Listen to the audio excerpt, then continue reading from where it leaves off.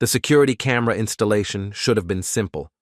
Mount the device, run the cables, configure the network settings. But as I crouched in our home office, threading Ethernet through the wall, I heard my wife's voice drift from the kitchen with that particular tone she reserved for conversations she thought were private.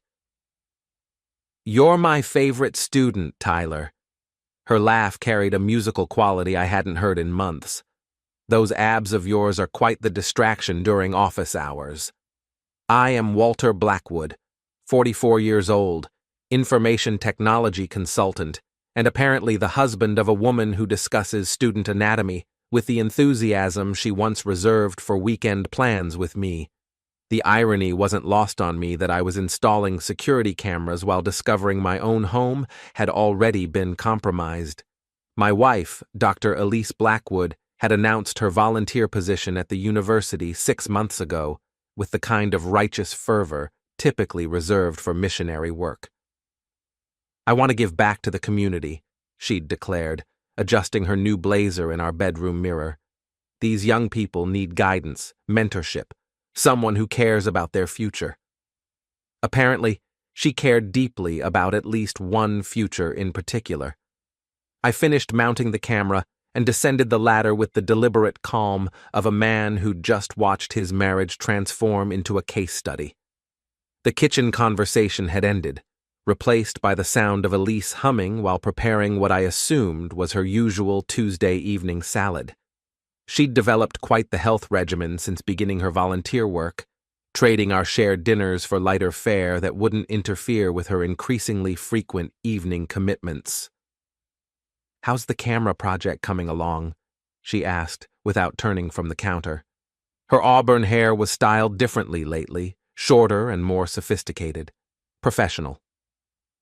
"Making progress," I replied, testing my voice for any tremor of revelation. "Should have the whole system operational by weekend." "That's nice, dear. I'll be working late again tonight. Tyler needs extra help with his research project." Tyler. 22 years old, according to the university directory I'd already accessed from my laptop. Business major with a minor in communications and, apparently, a major in capturing the attention of married faculty volunteers.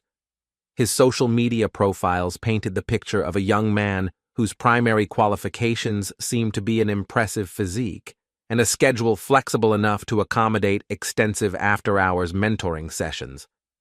"Research project," I repeated, loading the words with just enough curiosity to sound supportive rather than suspicious. "Community development initiatives. He's quite passionate about making a difference." Elise turned, offering me the smile that had convinced me to propose 8 years ago. It still worked, which made the current situation considerably more complicated. I nodded and retreated to my office, where I spent the evening configuring camera angles and contemplating the mathematics of betrayal. The numbers were straightforward enough: 6 months of volunteer work, 3 late evenings per week, countless text messages from study group coordinators, and one 22-year-old student whose research apparently required intensive one-on-one guidance from my wife. The following morning brought coffee and the kind of domestic normalcy that felt increasingly theatrical. Elise prepared her usual breakfast while discussing her day's schedule with the casual efficiency of someone whose deceptions had become routine. Faculty meeting at 10, lunch with the volunteer coordinator, then office hours until 6, she recited, checking her phone between sips of coffee. "Tyler's presenting his preliminary research findings today. I'm quite proud of his progress." "I'm sure you are." I folded my newspaper with deliberate precision. "What exactly is his research focus?"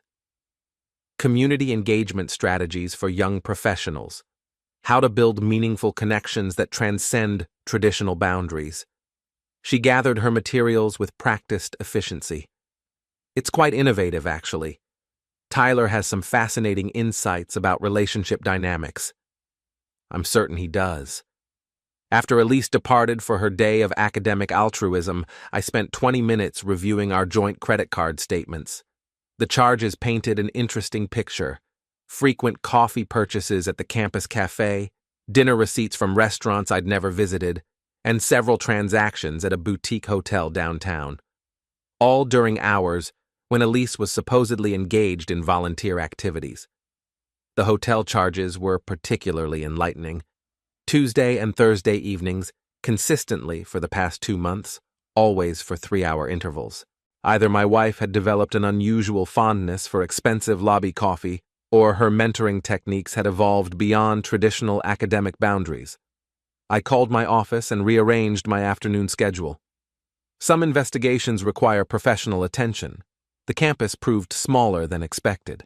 A collection of brick buildings arranged around manicured lawns where students moved between classes with the unhurried confidence of people whose biggest concerns involved assignment deadlines and weekend plans. I located the volunteer services building without difficulty and positioned myself at a coffee shop across the street with clear sightlines to the main entrance. Elise emerged at 2:30, accompanied by a young man whose physical description matched Tyler's social media photographs exactly. They walked together toward the parking area with the kind of casual intimacy that suggested extensive familiarity. When he placed his hand on her lower back while opening her car door, I understood that my wife's volunteer work had indeed transcended traditional boundaries. They drove separately to the boutique hotel downtown, where I watched from my car as they entered together through the lobby's revolving door. Tyler carried a backpack that presumably contained his research materials, though I suspected his afternoon education would focus on subjects not typically covered in university curricula. I sat in my car for the full 3 hours, watching other guests come and go, while contemplating the precise moment when my marriage had transformed from partnership to performance art. When Elise and Tyler finally emerged, their body language suggested that his research project was progressing quite satisfactorily. That evening, Elise returned home with the satisfied exhaustion of someone who'd spent her day making a meaningful difference in a young person's life. "How was your faculty meeting?" I asked over dinner. "Productive. We covered several important initiatives." She seemed genuinely enthusiastic, which suggested that either she'd become an accomplished actress or she'd genuinely convinced herself that her activities qualified as community service. "And Tyler's presentation?" "Excellent. He's really grasping the concepts we've been working on together. I think he's ready for more advanced material." "I'm sure he is." The next morning, I made 2 phone calls. The first was to my friend Pete, who tended bar at an establishment frequented by university faculty and possessed the kind of comprehensive knowledge about local social dynamics that comes from years of serving drinks to people who talk too much. "Tyler Vance?" Pete's voice carried immediate recognition. "Yeah, I know the kid. Comes in here with different older women pretty regularly. Always well-dressed ladies, always paying for his drinks.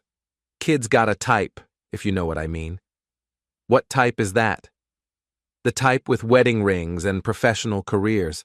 He's like a specialist or something. Never seen him with anyone his own age." The second call was to Raymond Cross, private investigator, whose advertisement in the local directory promised discreet professional services for delicate situations. His office occupied the second floor of a downtown building that had seen better decades, accessed through a stairwell that smelled of industrial cleaning products and broken dreams. Raymond Cross looked exactly like someone who'd spent his career documenting other people's secrets. Thin, pale, with the kind of patient eyes that had witnessed enough human behavior to remain perpetually unsurprised. His office contained 2 chairs, a desk covered with file folders, and a coffee maker that appeared to be the room's primary source of both caffeine and ambient noise. "Matrimonial investigations," he said after I'd explained my situation.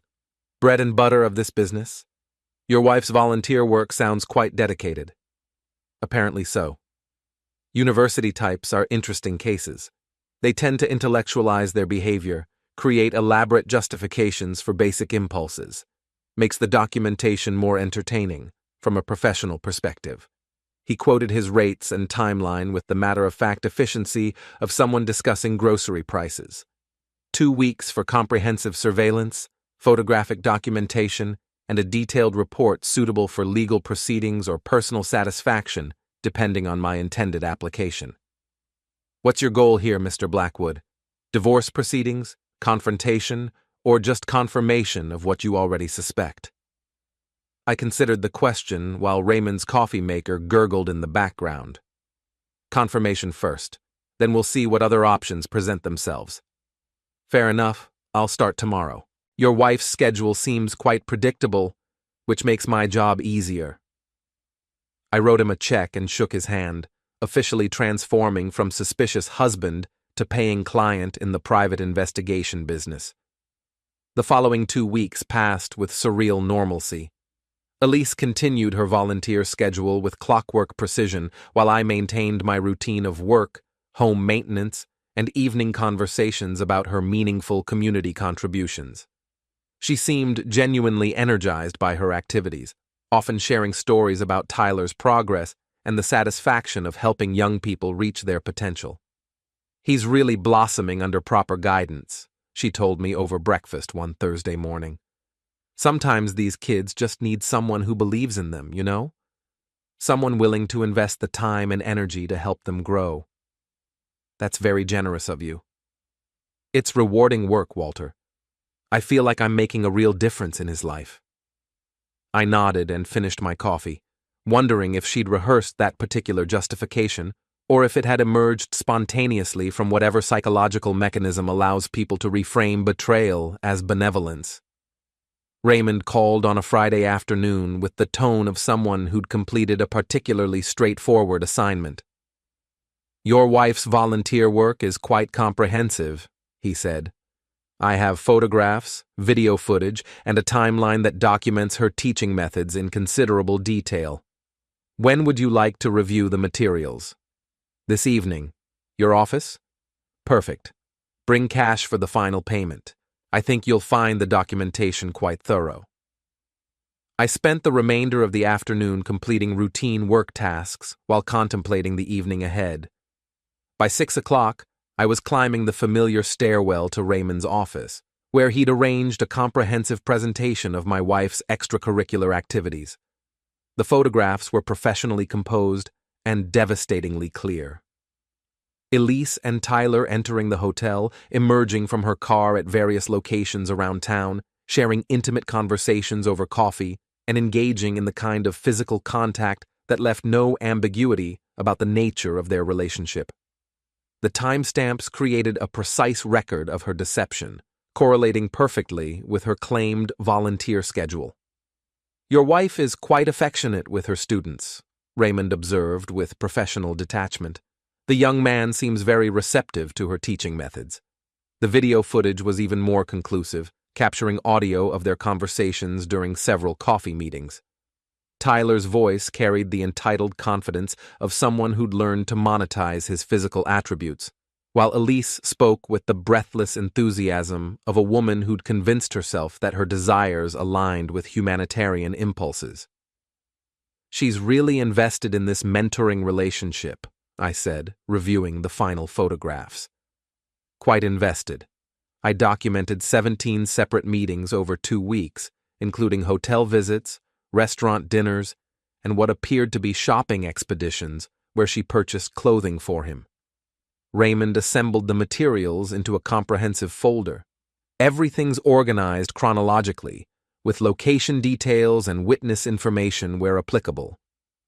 I paid his final invoice and drove home with the folder on my passenger seat containing enough documentation to end my marriage, destroy my wife's volunteer position, and presumably redirect Tyler's educational focus toward more traditional academic pursuits. Elise was preparing dinner when I arrived, humming the same tune I'd heard during that first overheard phone conversation. She looked up with genuine warmth as I entered the kitchen. "How was your day, dear?" "Educational," I replied, setting Raymond's folder on the counter between us. "I learned quite a bit about volunteer work." She glanced at the folder with mild curiosity. "What's that?"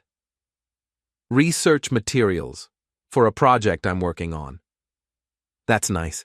Tyler's coming along wonderfully, by the way. I think he's ready for some advanced instruction. We're planning an intensive weekend session to really focus on his development. I'm sure you are. I excused myself to my office, where I spent the evening reviewing Raymond's documentation and planning my next steps.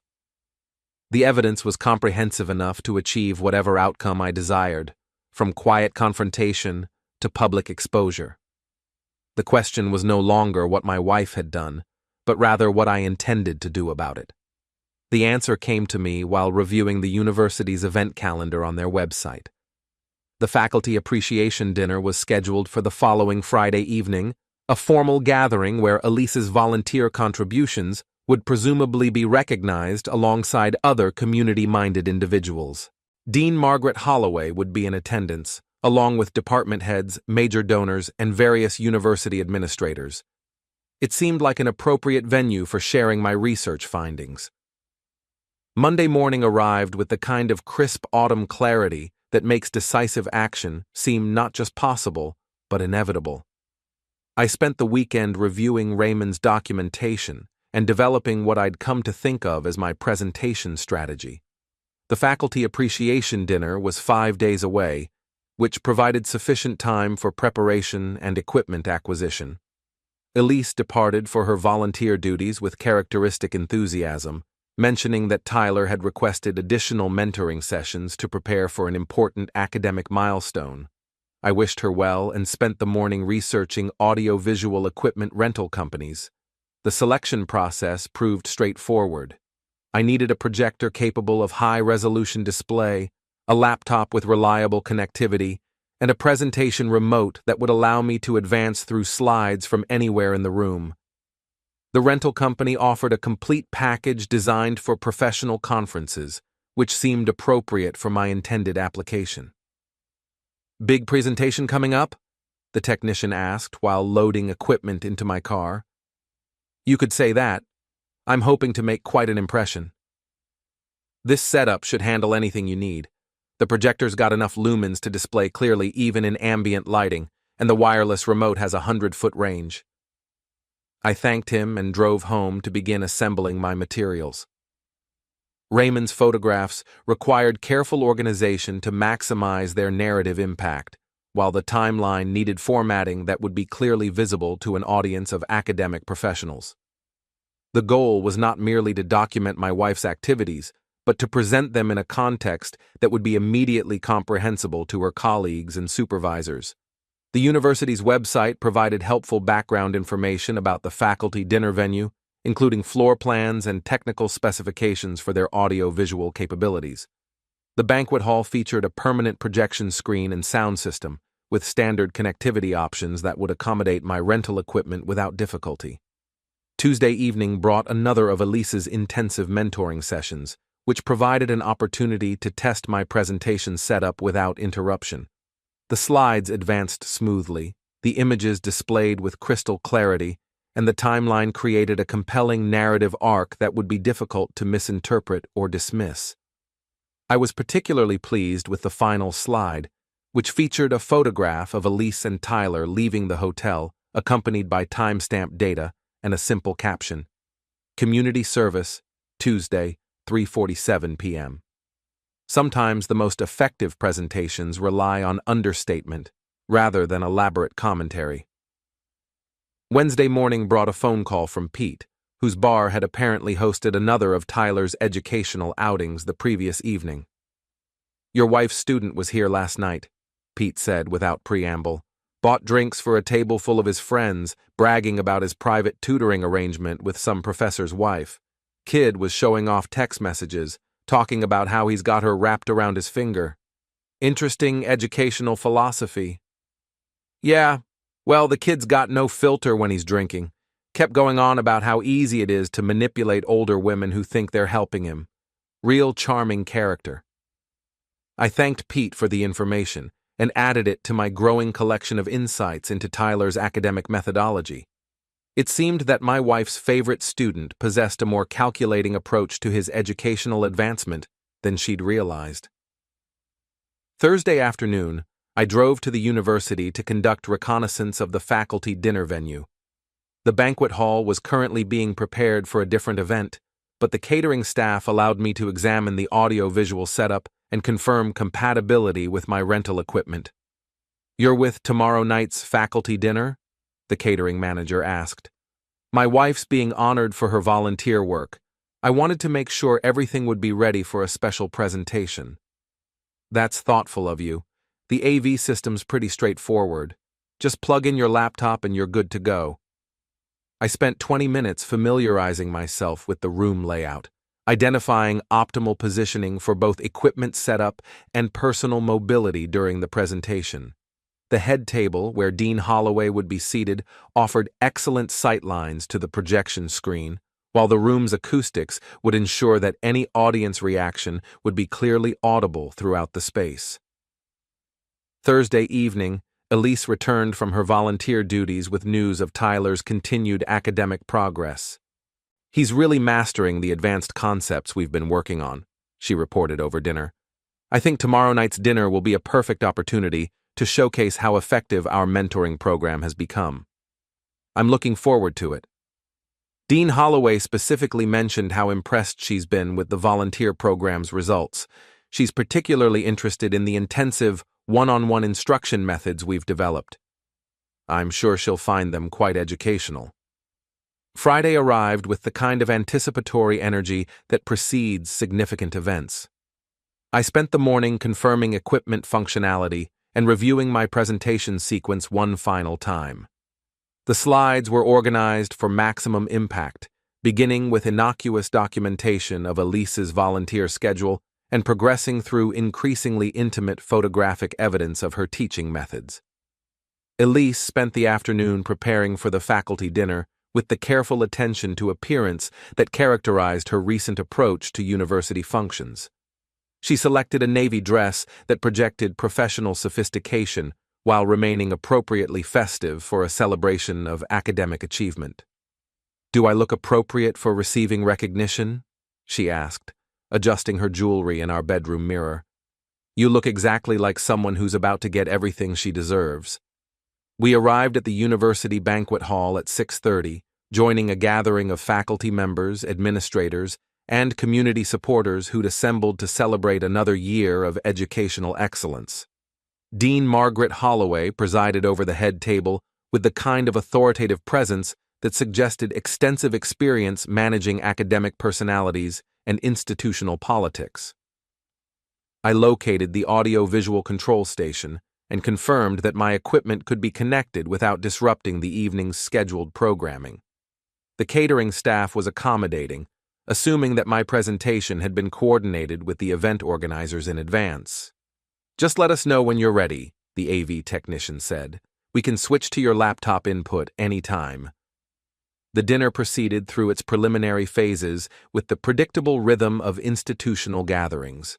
Cocktails, networking conversations, and the kind of polite small talk that allows academics to demonstrate their social competence while avoiding substantive discussion of their professional activities. Elise moved through the crowd with obvious comfort, accepting congratulations for her volunteer contributions and discussing the satisfaction of helping young people reach their potential. Several colleagues mentioned Tyler specifically, praising Elise's dedication to his educational development and expressing hope that other students might benefit from similar intensive mentoring relationships. "Your wife's volunteer work has been quite remarkable," Dean Holloway told me during the cocktail hour. "The individual attention she's provided to students like Tyler has produced extraordinary results. We're hoping to expand the program based on her successful methods. I'm sure the expansion will be very educational for everyone involved." The formal dinner began at 7:30, with Dean Holloway delivering opening remarks about the university's commitment to community engagement and the valuable contributions of volunteer faculty members. Elise was seated at the head table, positioned directly facing the projection screen that would soon display the comprehensive documentation of her teaching techniques. I waited until the main course had been served and the room's attention had settled into the comfortable rhythm of institutional dining. Then I approached the AV control station and connected my laptop to the projection system. Ladies and gentlemen, I announced, activating the wireless microphone, I'd like to share a brief presentation about volunteer education and the remarkable dedication of individuals who go above and beyond traditional academic boundaries. The first slide appeared on the screen, a title card reading Community Service, a case study in individual attention. The audience settled into polite attention, expecting a standard tribute to volunteer contributions. The second slide displayed a photograph of Elise and Tyler entering the campus coffee shop with a timestamp indicating Tuesday afternoon. Innocent enough, consistent with normal mentoring activities. The third slide showed them leaving the coffee shop together, Tyler's hand resting on Elise's shoulder in a gesture that suggested familiarity beyond typical student-faculty relationships. I heard the first murmur of recognition from the audience. The fourth slide documented their arrival at the boutique hotel, captured in Raymond's characteristically clear photographic style. Elise and Tyler walking together toward the lobby entrance, his backpack presumably containing research materials for their intensive study session. The murmurs grew more pronounced. I noticed Dean Holloway leaning forward in her chair, her expression shifting from polite attention to sharp focus. The fifth slide showed them emerging from the hotel 3 hours later, their body language suggesting that Tyler's educational experience had been quite comprehensive. Elise's fork halted halfway between her plate and mouth. The sixth slide featured a close-up photograph of Tyler's hand on Elise's lower back as he opened her car door, displaying the kind of intimate familiarity that typically develops through extensive personal instruction. The room had gone completely quiet except for the soft hum of the projection equipment. As you can see, I continued into the wireless microphone, some of our volunteer educators have developed remarkably innovative approaches to student engagement. The individual attention provided goes well beyond traditional classroom boundaries. The seventh slide displayed a timeline of hotel visits, restaurant dinners, and shopping expeditions, organized chronologically to demonstrate the consistency and frequency of these educational encounters. Dean Holloway's water glass remained suspended in her hand, forgotten. The eighth slide featured Tyler and Elise sharing what appeared to be an intimate conversation over dinner at a restaurant I'd never visited, despite being married to one of the participants. The dedication required for this level of mentoring is quite extraordinary, I observed. As you can see, the instruction takes place during evenings, weekends, and other times when traditional academic activities are typically suspended. The ninth slide showed them entering her car together after another of their educational sessions, Tyler's expression suggesting that his learning objectives were being met quite satisfactorily. I could hear whispered conversations beginning throughout the audience as colleagues processed the implications of the photographic evidence. The final slide returned to the simple caption, Community Service, a case study in individual attention. Below it, I'd added a single line of text.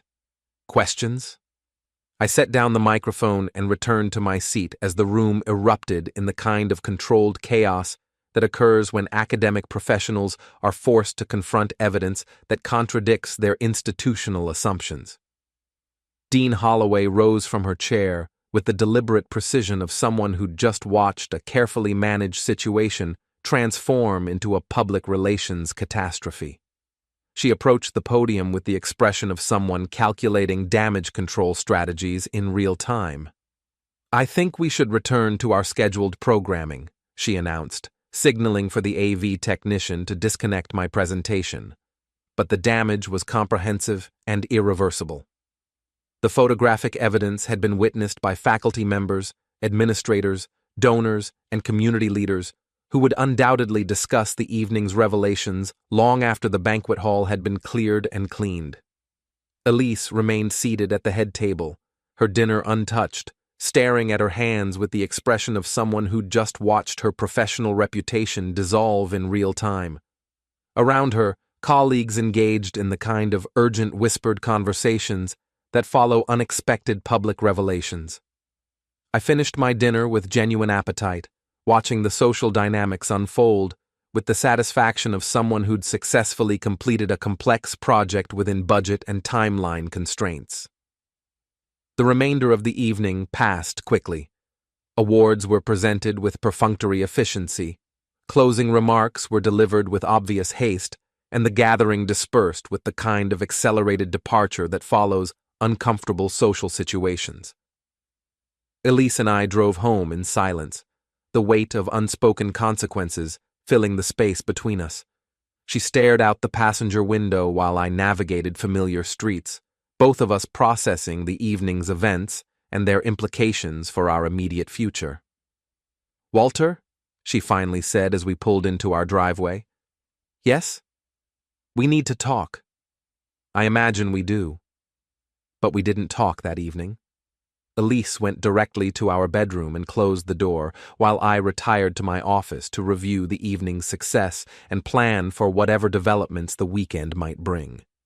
I suspected that Tyler's educational advancement was about to encounter some significant obstacles, and that Elise's volunteer career had reached its natural conclusion. The phone rang at 8:30 the next morning. Dean Holloway's voice carried the kind of professional courtesy that barely concealed institutional fury. "Mr. Blackwood, I think we should meet to discuss last evening's presentation." "Of course. When would be convenient?" "This afternoon, my office, 2 o'clock. I'll be there." I spent the morning organizing Raymond's complete documentation into a comprehensive file that would be suitable for administrative review. If Dean Holloway wanted a detailed discussion of volunteer education methods, I was prepared to provide extensive supporting materials. Dean Margaret Holloway's office occupied a corner of the administration building with windows that overlooked the campus quad where students moved between classes in the kind of unhurried patterns that suggested the semester was proceeding according to schedule. Her desk was arranged with the precise organization of someone who managed complex institutional dynamics through careful attention to detail and strategic information management.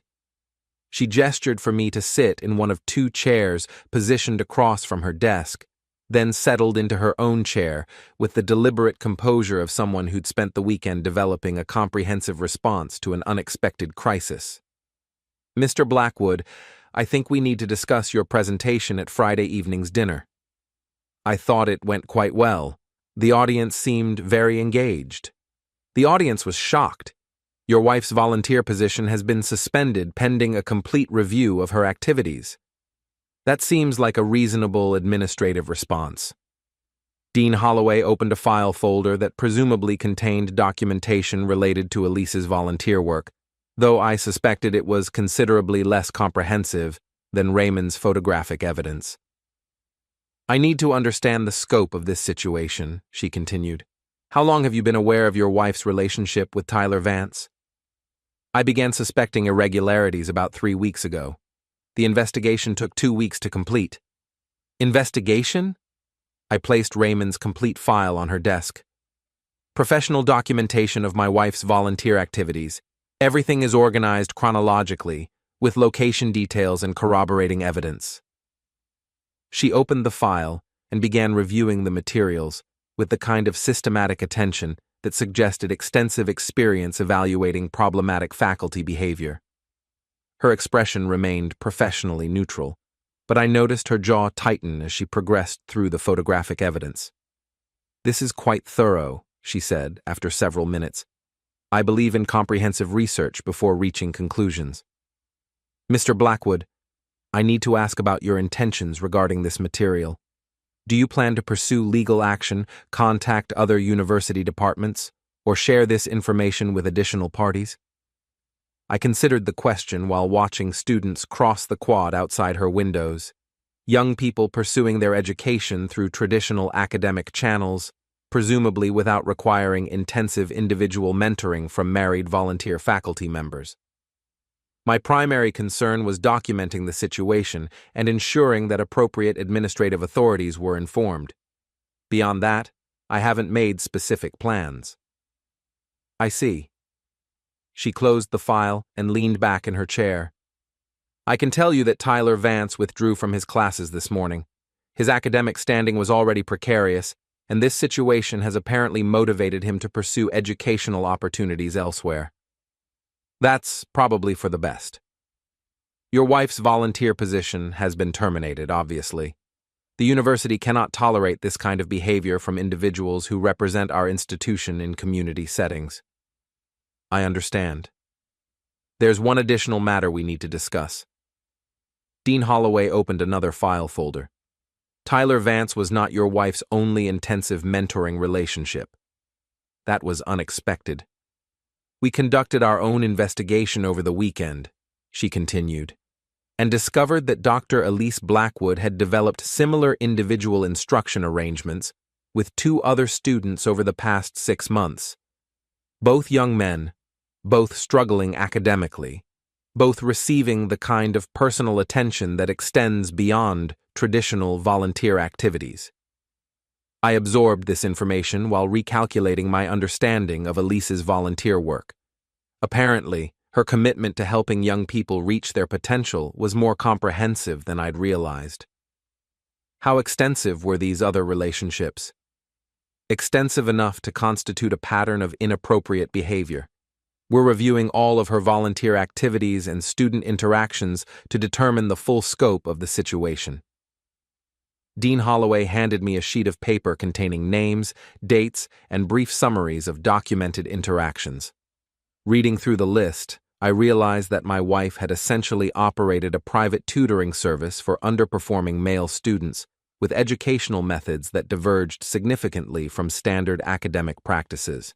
The university's position is that we want to handle this matter as quietly as possible, she continued. Public scandals damage our reputation and undermine confidence in our educational programs. We're hoping you'll cooperate with our efforts to contain the situation. What kind of cooperation did you have in mind? Discretion, no additional public presentations, no contact with media outlets, no distribution of this photographic evidence to other parties. In exchange, we'll ensure that your wife's termination is handled professionally, without public statements that might damage her future employment prospects. I considered the proposal while reviewing the additional documentation she'd provided. The university wanted to minimize institutional embarrassment while I wanted to maximize personal satisfaction. These objectives were not necessarily incompatible. That seems reasonable, I said finally. Excellent. I'll prepare a confidentiality agreement that formalizes our understanding. I shook her hand and departed the administration building with a clearer picture of Elise's volunteer activities and the university's approach to managing academic scandals. The drive home provided time to process these revelations and consider their implications for my ongoing response to the situation. Elise's car was not in our driveway, which suggested that she was either pursuing alternative living arrangements or meeting with legal counsel to discuss her options. I spent the afternoon reviewing our joint financial accounts and property ownership documents, preparing for whatever domestic reorganization the coming weeks might require. She returned at 6:30 with the subdued demeanor of someone who'd spent the day confronting the practical consequences of strategic decision-making. Her volunteer work had concluded abruptly, her university relationships had been severed, and her husband had documented her extracurricular activities with professional thoroughness. Walter, we need to discuss our situation. I agree. We sat in our living room with the kind of formal distance that characterizes conversations between people who've recently discovered they have fundamentally different understandings of their relationship boundaries. I suppose you're quite satisfied with yourself, she began. I'm satisfied that I documented the situation accurately and shared the information with appropriate parties. You humiliated me in front of my colleagues. You destroyed my volunteer position and damaged my professional reputation. I presented factual evidence of your activities. The humiliation and professional damage were natural consequences of your own choices. Elise stared at her hands with the expression of someone who'd expected a different conversation. Perhaps she'd hoped for remorse, apologies, or willingness to accept partial responsibility for the deterioration of our marriage. Tyler was just a confused young man who needed guidance, she said finally. According to Dean Holloway, Tyler was one of 3 confused young men who needed your particular style of guidance. Her head snapped up. What do you mean? The university conducted its own investigation. Apparently, your volunteer work was more comprehensive than you'd mentioned. 3 students, 6 months, extensive individual attention for each of them. The color drained from her face as she processed the implications of institutional scrutiny applied to her complete range of educational activities. They had no right to investigate my private relationships. Your relationships with university students weren't private. They were conducted under the auspices of a volunteer program that represents the institution's community outreach efforts. Those young men needed someone who cared about their success. They needed someone who cared about their success in ways that didn't require hotel rooms and restaurant dinners. Elise rose from her chair and moved to the window, staring out at our neighborhood with the expression of someone contemplating limited options. Her volunteer career had ended, her marriage was effectively concluded, and her approach to helping young people had been comprehensively documented by both professional investigators and university administrators. What happens now? She asked without turning around. That depends on your plans. Are you staying here, moving out, pursuing legal separation, or exploring other alternatives? I don't know. You should probably decide relatively soon. I'm not particularly interested in extending this domestic arrangement indefinitely.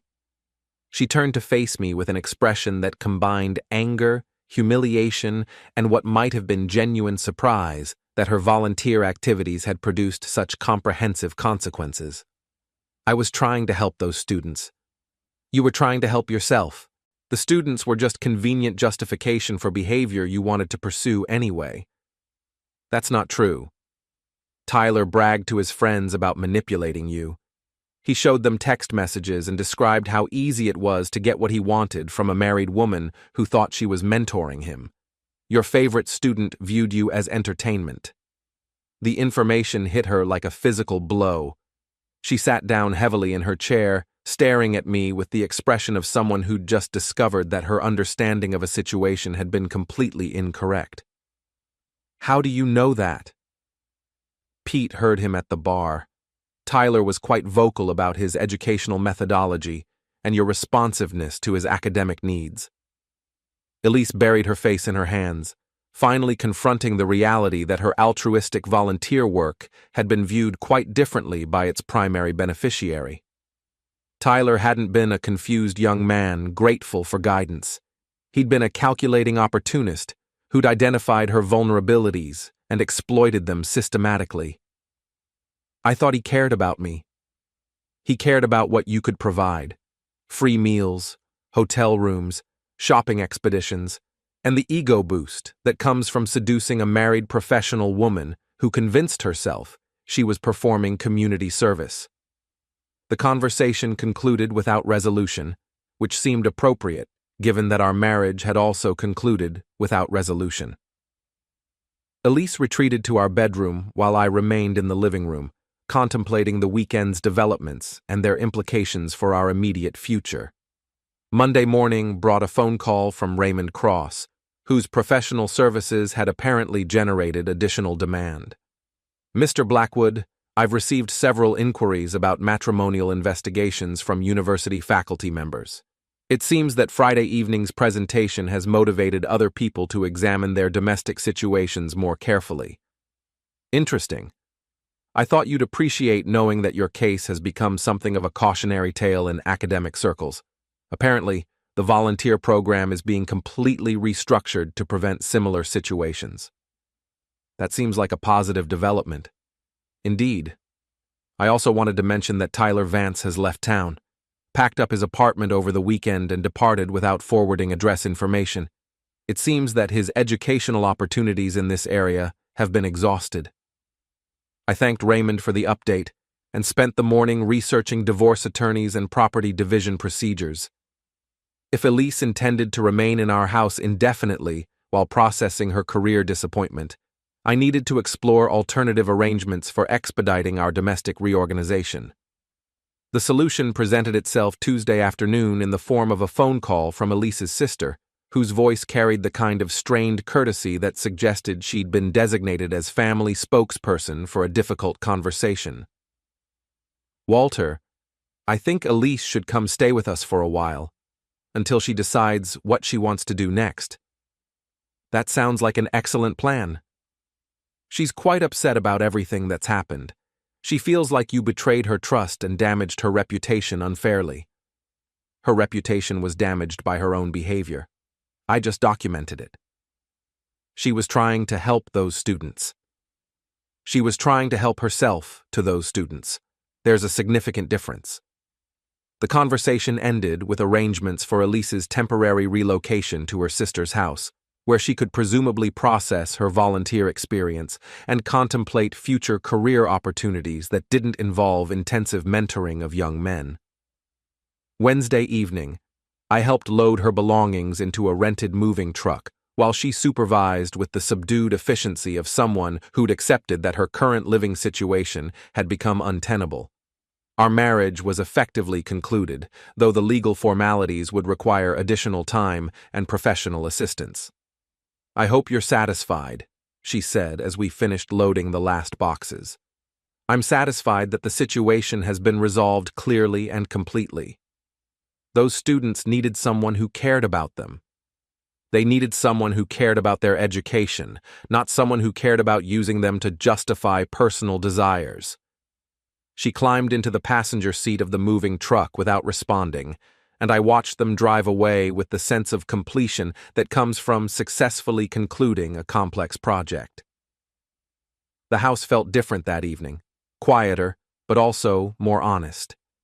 The performance of domestic normalcy had ended, replaced by the straightforward reality of a man whose wife had volunteered to help young people and had helped herself instead.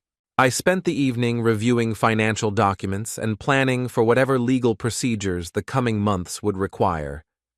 The marriage was over, Elise's volunteer career had concluded, and Tyler had presumably moved on to educational opportunities that better matched his academic methodology. The security cameras I'd installed were still operational, though they were no longer necessary for documenting suspicious activities. Instead, they provided a comprehensive record of a house returning to the quiet routine of single occupancy, where the primary resident could focus on his own interests without wondering about the educational requirements of confused young men who needed intensive individual attention. Friday afternoon brought a final phone call from Dean Holloway, whose voice carried the satisfied tone of someone who'd successfully managed a potentially damaging institutional crisis. "Mr. Blackwood, I wanted to update you on our investigation's conclusion. We've restructured the volunteer program to include mandatory supervision, background checks, and specific protocols for student interactions. The changes should prevent similar situations from developing." That sounds comprehensive. "We've also decided to recognize your contribution to identifying these problems. Your presentation, while unexpected, helped us discover serious issues that might have continued indefinitely without intervention. I'm glad the information was useful. The university appreciates citizens who take initiative to protect our educational mission and institutional integrity." I thanked her for the call and returned to my afternoon routine of equipment maintenance and project planning. The volunteer program had been reformed, the problematic relationships had been terminated, and the educational environment had presumably been restored to appropriate professional standards. That evening, I sat in my quiet house, reviewing the events of the past month and their satisfactory resolution. Elise had discovered the rewards of volunteer work. Tyler had completed his education in relationship dynamics, and I had successfully documented a case study in community service that transcended traditional academic boundaries. The marriage was over, but the house was mine. The documentation was comprehensive, and the situation had been resolved with the kind of logical precision that comes from careful planning and professional execution. Sometimes, the most effective community service involves protecting educational institutions from volunteers whose altruistic impulses require intensive individual attention in hotel rooms and restaurants. I opened a bottle of wine and toasted the conclusion of Elise's volunteer career, Tyler's educational advancement, and my own successful completion of a complex investigation that had produced exactly the results I'd intended. 3 weeks after Elise's departure, I received an unexpected phone call that would transform my understanding of the entire situation. The caller identified herself as Jennifer Morrison, a graduate student in the university's education department, and her voice carried the kind of nervous urgency that suggested she possessed information she wasn't entirely comfortable sharing. "Mr. Blackwood, I need to talk to you about your wife's volunteer work. There are things you don't know about what really happened." We arranged to meet at Pete's Bar, a neutral location where Jennifer could share whatever information had motivated her to contact me. She arrived precisely on time, a serious young woman with the kind of focused intensity that suggested extensive graduate school training in analytical thinking. "I worked as a research assistant for Professor Gina Lasco," she began without preamble. "She's the faculty member who supervised the volunteer program where your wife worked." I knew the name. Gina Lasco had been mentioned in several university documents as the coordinator responsible for managing volunteer activities and ensuring appropriate supervision of student interactions. "Professor Lasco asked me to help her document volunteer activities for a research project about mentoring effectiveness," Jennifer continued. "I thought it was legitimate academic research, but I discovered that she was actually collecting information to manipulate and control the volunteers." "What kind of manipulation?" "She identified volunteers who developed inappropriate relationships with students, then used that information to blackmail them into more extensive inappropriate behavior. Your wife wasn't just having an affair with Tyler Vance, she was being coerced into it." I absorbed this information while recalculating everything I thought I understood about Elise's volunteer work. "Coerced how?" "Professor Lasco photographed your wife's initial interactions with Tyler, then threatened to report her to the university administration unless she expanded the relationship. She essentially forced your wife to engage in more extensive, inappropriate behavior, which Professor Lasco documented for her own purposes." "What purposes?" "She was planning to expose several volunteers simultaneously, creating a scandal that would destroy the current volunteer program leadership and position her to take control of the entire community outreach initiative. Your wife was just one of several people being manipulated into compromising situations." Jennifer opened a tablet computer and showed me a series of emails between Professor Lasco and various university administrators, discussing plans for restructuring volunteer programs and expanding her departmental authority. The correspondence painted a picture of calculated institutional maneuvering disguised as concern for educational standards. Professor Lasco encouraged your wife's relationship with Tyler, provided opportunities for them to meet privately, and documented everything for future use. She was essentially running a blackmail operation, using volunteer faculty as unwilling participants. "Why are you telling me this?" "Because I realized that Professor Lasco was planning to destroy innocent people's lives for her own career advancement. When I saw what happened at the faculty dinner, I understood that you'd been manipulated too. She wanted someone to expose your wife publicly, and you provided exactly the kind of dramatic revelation she needed to justify taking control of the volunteer program." I spent several minutes processing this information, while Jennifer waited patiently for my response. If her account was accurate, then my investigation and public presentation had been components of a larger scheme orchestrated by someone I'd never met for purposes I hadn't understood. "Do you have evidence of Professor Lasco's activities?" "Extensive evidence. Emails, photographs, recorded conversations, and documentation of her manipulation tactics. I've been collecting everything because I knew eventually someone would need to expose what she was really doing." Jennifer spent the next hour showing me Professor Lasco's comprehensive operation. She had identified volunteers with personal vulnerabilities, introduced them to students who could exploit those vulnerabilities, documented the resulting inappropriate relationships, and then used the evidence to coerce more extensive inappropriate behavior that she could document for future use. Your wife tried to end her relationship with Tyler several times, Jennifer explained, showing me text message exchanges. But Professor Lasko threatened to expose her unless she continued the relationship and expanded it to include other students.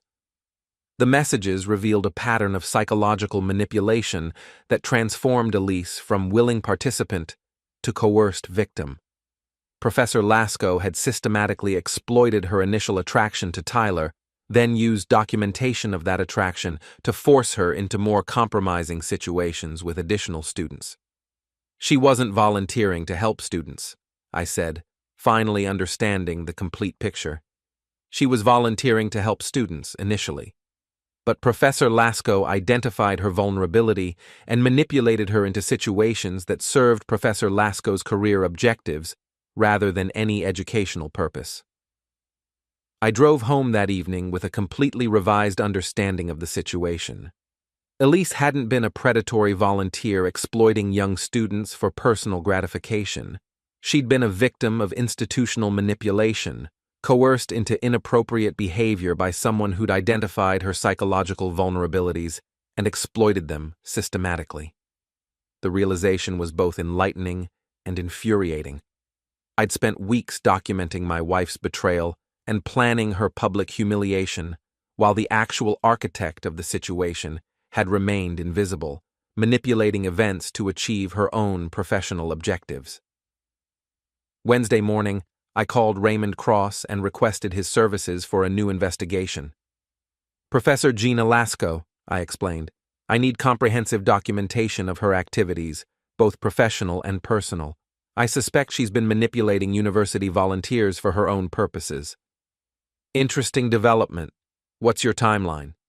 2 weeks. I want everything you can find about her methods, her objectives, and her current activities. Same rate as before? Double rate. This is more complex than standard matrimonial investigation. Raymond accepted the assignment with the kind of professional enthusiasm that suggested he appreciated challenging cases that required creative investigative approaches. I spent the remainder of the week reviewing Jennifer's evidence and developing a comprehensive understanding of Professor Lasko's operation. She had essentially created a system for manufacturing scandals that would justify her assumption of greater institutional authority, using vulnerable volunteers as unwitting participants in her career advancement strategy. The following Tuesday, Raymond called with preliminary findings that confirmed Jennifer's account and provided additional disturbing details about Professor Lasko's activities. She's been running this operation for almost 2 years, he reported. Multiple volunteers, dozens of students, extensive documentation of inappropriate relationships that she orchestrated herself. The woman's like a scandal production facility. What's her current status? She's been promoted to Interim Director of Community Outreach, effective immediately. Apparently, the recent volunteer program problems created an opening for someone with her expertise in managing educational relationships. So she's being rewarded for creating the problems she was hired to solve. Exactly. Classic institutional manipulation. Create the crisis, then position yourself as the solution. Raymond's complete investigation revealed the full scope of Professor Lasko's activities. She had identified volunteers with personal vulnerabilities, matched them with students who could exploit those vulnerabilities, provided opportunities and encouragement for inappropriate relationships, documented the resulting behavior, and then used that documentation to coerce expanded inappropriate behavior that served her research and career objectives. Your wife was actually one of her more resistant subjects, Raymond explained during our final meeting. The other volunteers she manipulated were much more compliant with her demands. Your wife kept trying to end the relationships, which is why Professor Lasko had to escalate her coercion tactics. What kind of escalation? Threats of public exposure, professional ruin, and legal consequences. She told your wife that unless she broadened her student relationships, Professor Lasco would make sure she faced formal charges for inappropriate conduct and was barred from any future academic employment.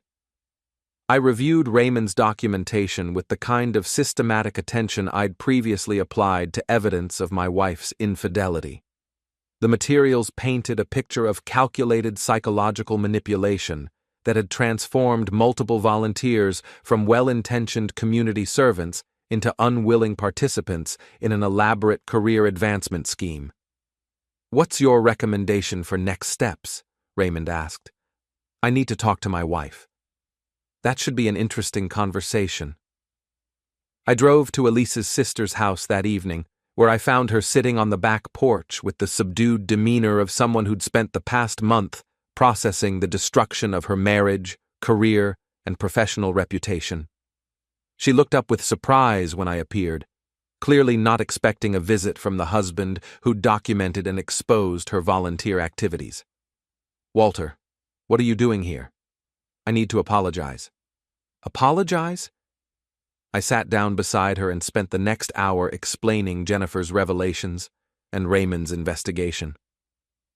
As I described Professor Lasco's manipulation tactics and coercion strategies, Elise's expression shifted from confusion to recognition to something approaching relief. "You were being blackmailed," I concluded. "I thought you were betraying our marriage for personal gratification, but you were actually being coerced into behavior you tried repeatedly to avoid." Elise stared at her hands while processing this information. "I tried to tell Professor Lasco that I wanted to end my relationship with Tyler. She said that if I didn't continue and expand it, she would ensure that I was prosecuted and destroyed professionally." "Why didn't you tell me what was happening?" "She said that if I told anyone, she would claim that I was trying to fabricate excuses for my own predatory behavior. She had photographs and documentation that made it look like I was the aggressor in every situation." We sat in silence for several minutes, while both of us contemplated the implications of Professor Lasco's manipulation and our own responses to it.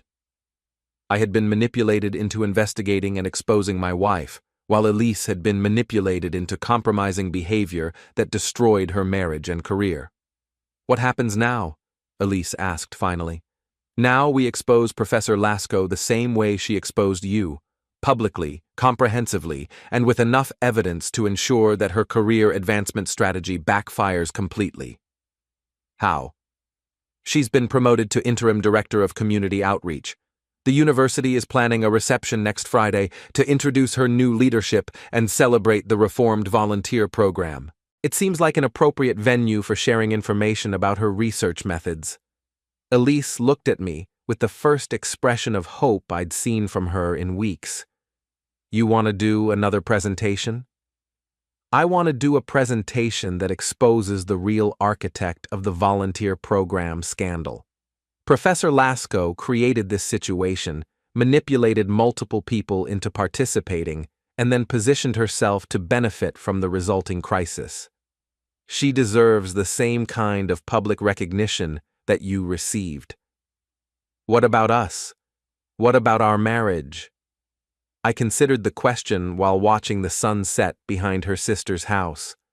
Our marriage had been destroyed by manipulation and misunderstanding, but the foundation of trust and partnership might still be salvageable if we could address the actual source of the problem.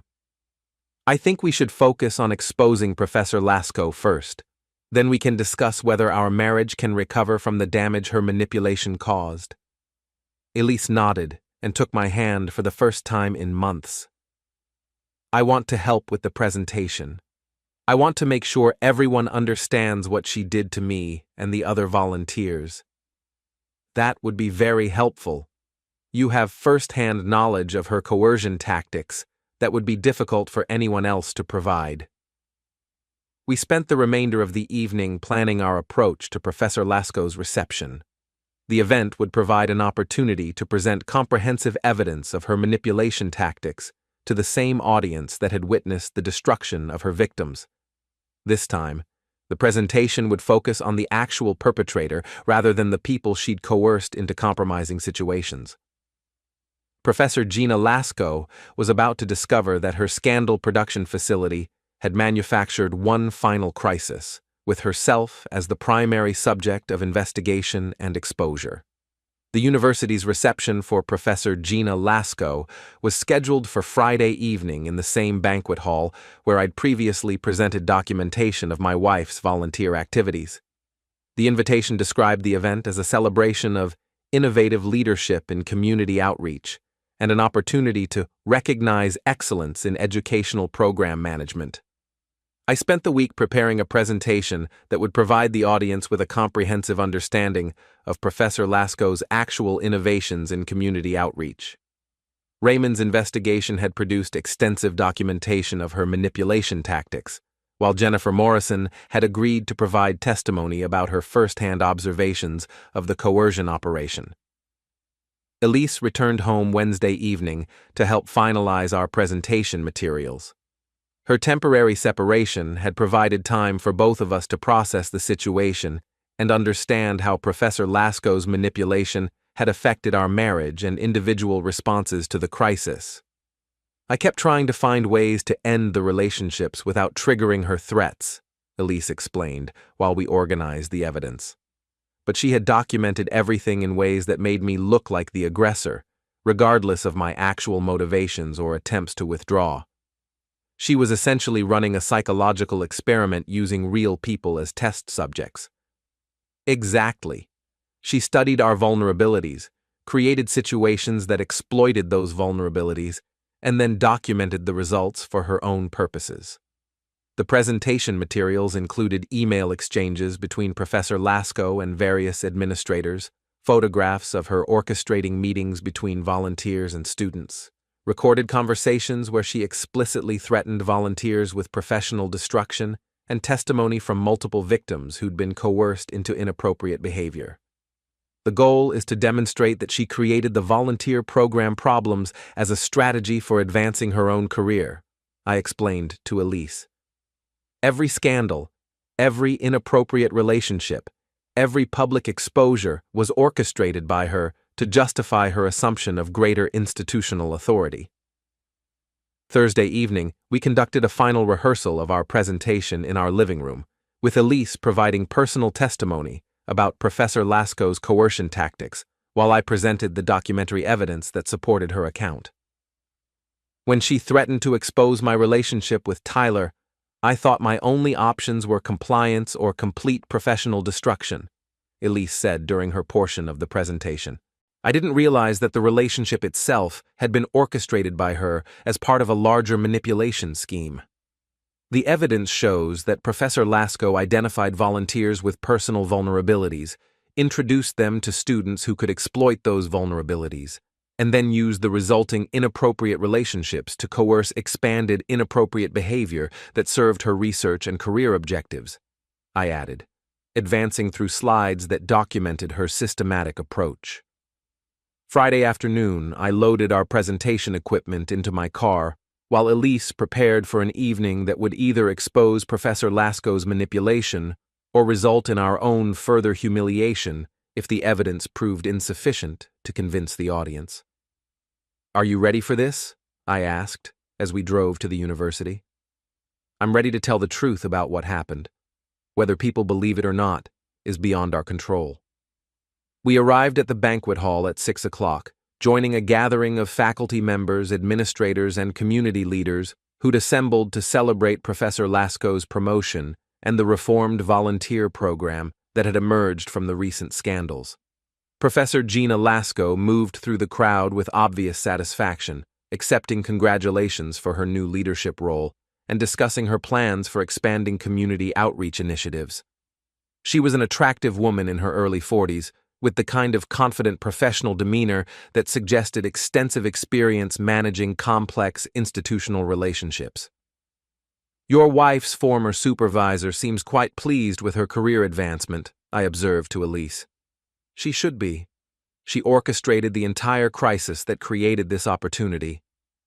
Dean Margaret Holloway approached us during the cocktail hour, clearly surprised to see both of us at an event celebrating the resolution of problems we'd been involved in creating. "Mr. and Mrs. Blackwood, I didn't expect to see you this evening." We wanted to support the university's efforts to address volunteer program issues, I replied. We have some additional information that might be relevant to understanding what happened. What kind of information? Information about how the volunteer program problems were actually created, and by whom. Dean Holloway's expression shifted from polite curiosity to sharp attention. I think we should discuss this privately. Actually, I think it would be more appropriate to share this information with the same audience that witnessed the previous presentation. Transparency seems important when addressing institutional problems. She glanced around the room, clearly calculating the potential consequences of another unexpected presentation at a university social function. Mr. Blackwood, I hope you're not planning to disrupt this evening's celebration. I'm planning to provide information that will help everyone understand what they're actually celebrating. The formal reception began at 7:30, with Dean Holloway delivering opening remarks about Professor Lasco's qualifications and the university's commitment to maintaining appropriate standards in community outreach programs. Professor Lasco has demonstrated exceptional insight into the challenges of managing volunteer relationships, Dean Holloway announced. Her research into volunteer behavior and student interactions has provided valuable guidance for preventing future problems. Professor Lasco rose to accept recognition with obvious satisfaction, delivering a brief speech about her commitment to educational excellence and her plans for expanding volunteer opportunities under improved supervision protocols. The recent problems in our volunteer program have taught us important lessons about the need for careful oversight of community relationships, she said. I look forward to implementing new standards that will protect both our students and our volunteers from inappropriate situations. I waited until she'd finished her remarks, and the audience had settled into the comfortable rhythm of institutional celebration. Then I approached the podium and activated the wireless microphone. Ladies and gentlemen, I'd like to share some additional information about the volunteer program problems that Professor Lasco has worked so hard to address. The first slide appeared on the projection screen. Community Outreach, a case study in institutional manipulation. Professor Lasco's satisfied expression faltered as she realized that her celebration was about to become something quite different. The second slide displayed an email from Professor Lasco to a university administrator dated 6 months before the volunteer program scandals became public, outlining her research into volunteer vulnerability assessment and controlled relationship documentation. As you can see, I announced, Professor Lasco has been conducting extensive research into volunteer behavior, with particular interest in documenting inappropriate relationships for academic and professional purposes. The third slide showed a photograph of Professor Lasco meeting with Tyler Vance in her office, with timestamp data indicating that the meeting occurred before his relationship with my wife began.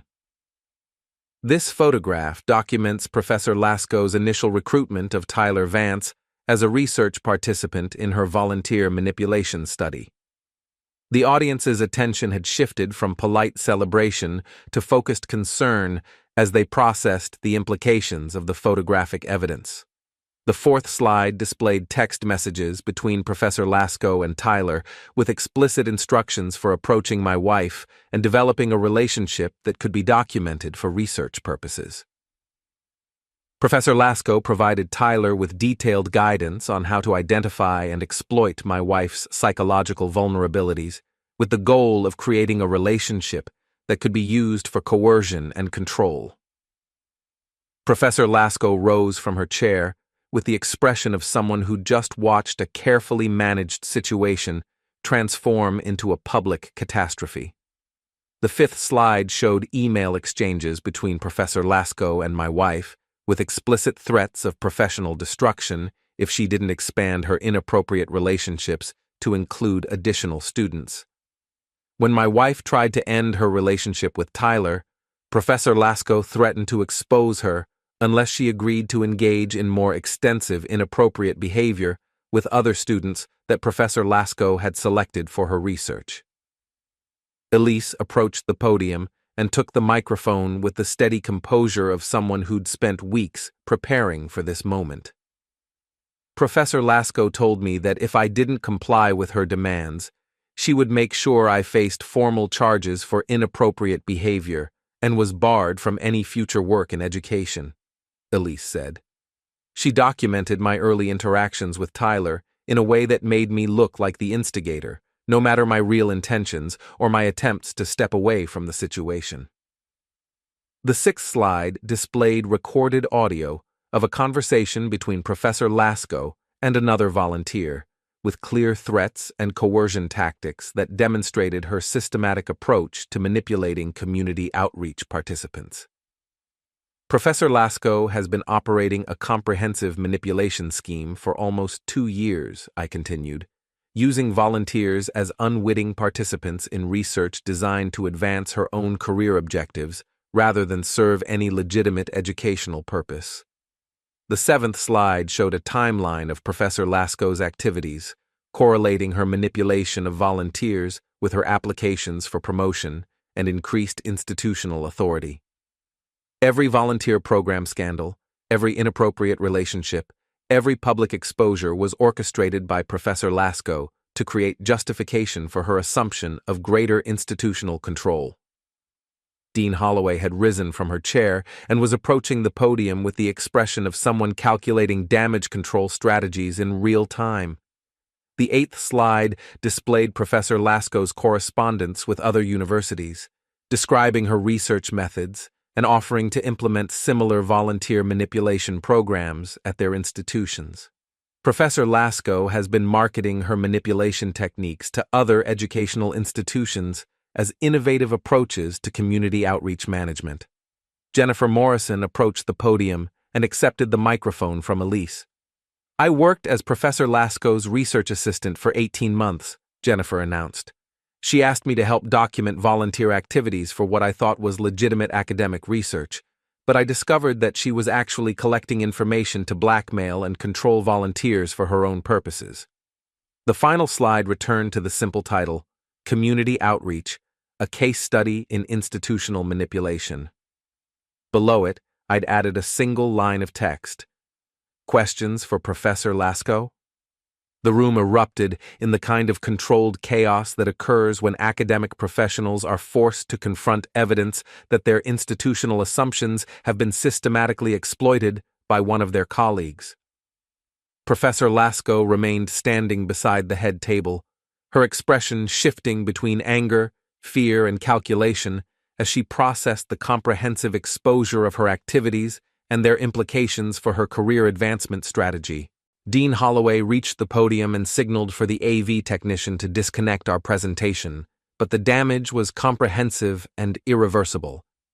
The evidence had been witnessed by the same audience that had celebrated Professor Lasco's promotion and the reformed volunteer program that had emerged from her manufactured scandals.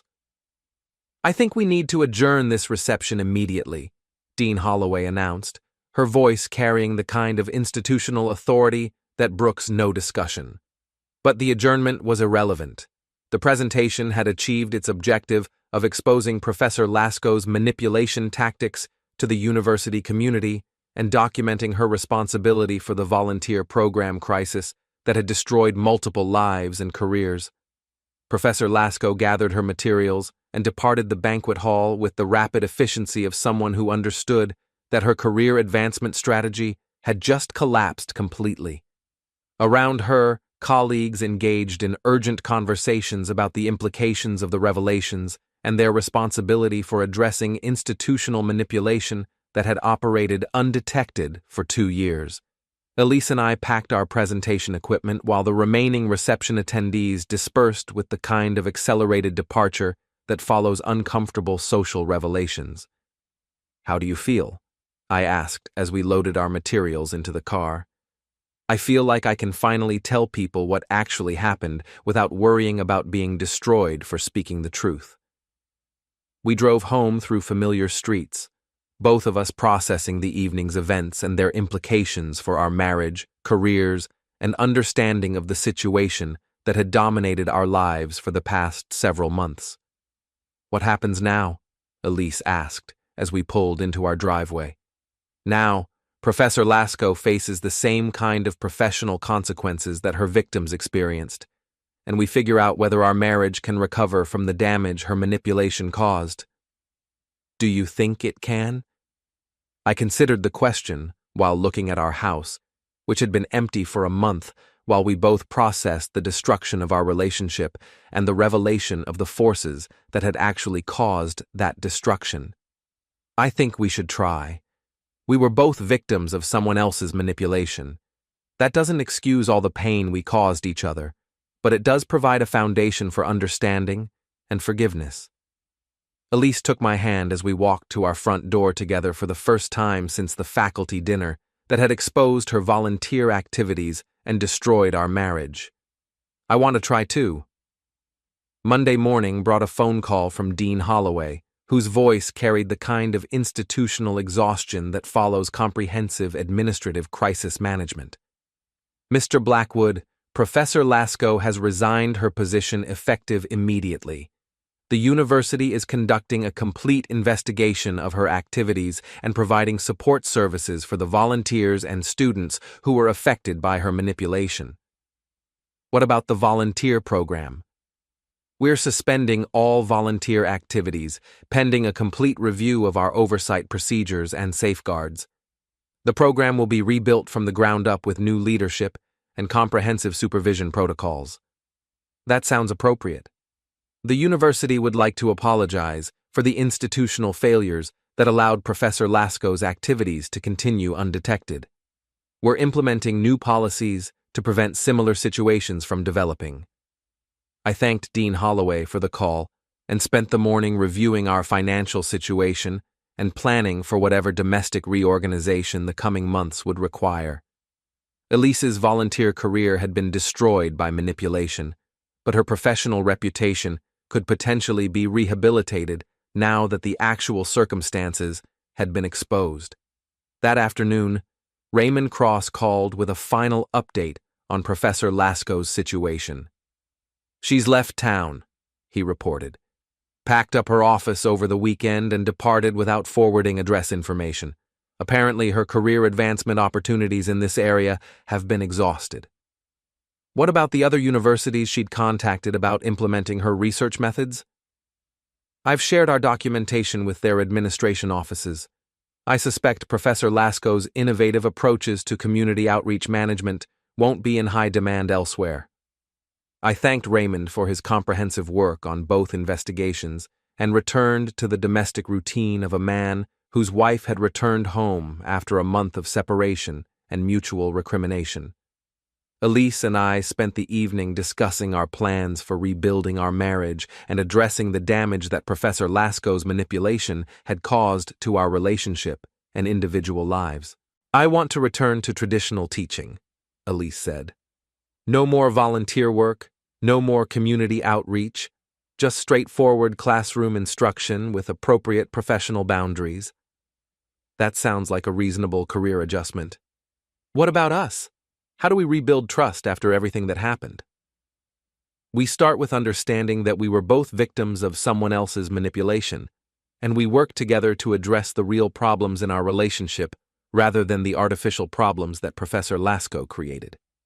We sat together in our living room, holding hands and contemplating the future of a marriage that had survived betrayal, investigation, public humiliation, separation, and the discovery that all of these experiences had been orchestrated by someone we'd never suspected. Professor Gina Lasco had disappeared, her career advancement strategy had collapsed, and her manipulation victims were beginning the process of rebuilding their lives and relationships. Sometimes the most effective community service involves exposing the people who exploit community service programs for their own purposes, regardless of the damage they cause to innocent participants. I opened a bottle of wine and toasted the conclusion of Professor Lasco's research career, the exposure of her manipulation tactics, and the beginning of our marriage's recovery from damage we'd never deserved to experience. The volunteer program scandals were over, but the real work of rebuilding trust and partnership was just beginning.